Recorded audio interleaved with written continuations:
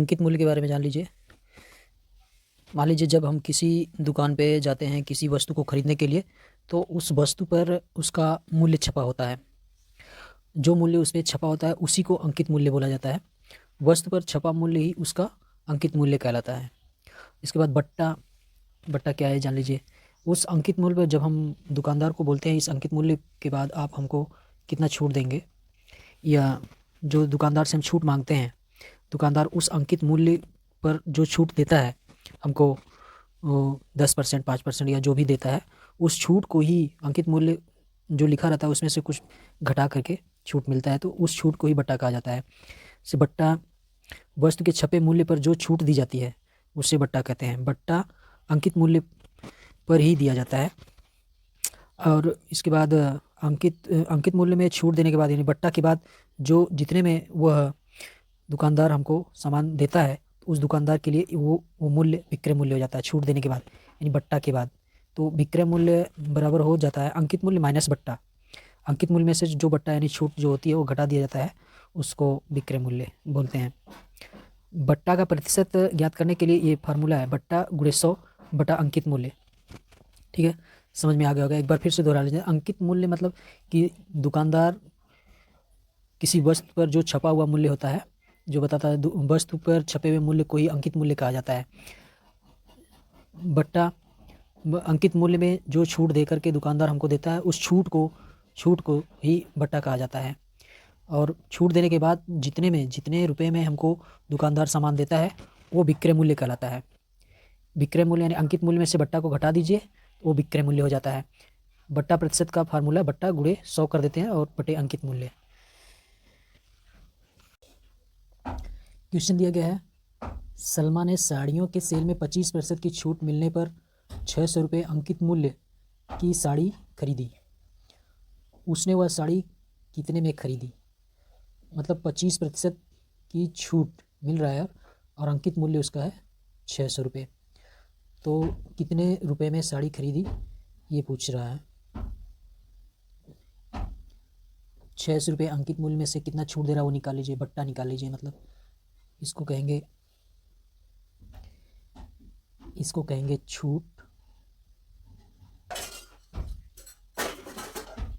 600 का 25%, 600 का 25%, 600 गुणे 25 बटा 100 कर दीजिए।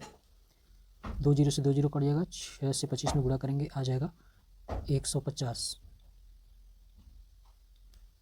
रुपये का छूट, यानी बट्टा उसका 150 रुपये माइनस बट्टा। अंकित मूल्य इसका है 600 रुपये माइनस बट्टा 150 घटा दीजिए 450 रुपये।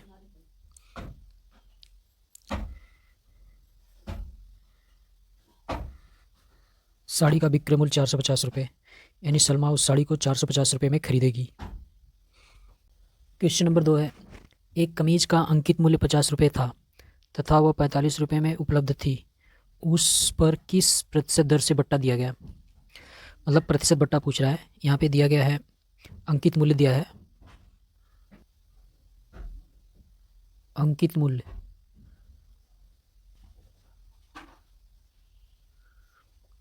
अंकित मूल्य 50 रुपया, विक्रय मूल्य इसका विक्रय मूल्य है 45 रुपया।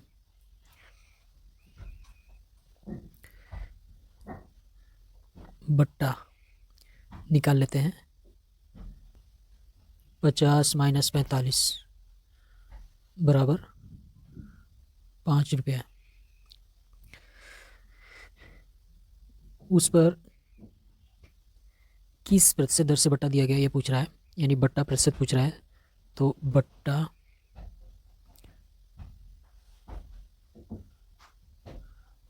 प्रतिशत हो जाएगा बट्टा गुणे 100 बटा अंकित मूल्य।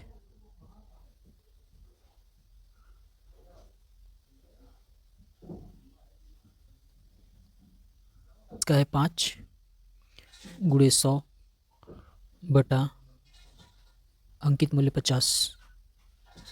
5 से 50 कटेगा 10, 10 से 100 में भाग दे देंगे 10%। यही आंसर होगा। क्वेश्चन नंबर 3, अंकित मूल्य ज्ञात कीजिए जबकि विक्रय मूल्य 1920 रुपये और बट्टा 4% है। तो यहाँ पे हमको अंकित मूल्य ज्ञात करना है, विक्रय मूल्य दिया हुआ है और बट्टा भी दिया हुआ है। अंकित मूल्य पूछ रहा है तो मान लेते हैं, माना अंकित मूल्य 100 है, तो इसका बट्टा हो जाएगा 100 रुपये पे बट्टा 4 है, तो 100 रुपये पे इसका विक्रय मूल्य हो जाएगा 100 रुपये पे इसका विक्रय मूल्य हो जाएगा 100 - 4 बराबर 96। अब चूँकि 96 रुपये विक्रय मूल्य, 96 रुपये, अंकित मूल्य इसका है 100 रुपये। 96 रुपये पर अंकित मूल्य 100 रुपये है, इसलिए 1 रुपये पर होगा 100/96, इसलिए कितना है विक्रय मूल्य 1920। 1920 रुपये पे 100 गुणे 1920/96, ये इससे कट जाएगा। 96 से 192 2 बार में और 1 0, ये हो जाएगा 2000।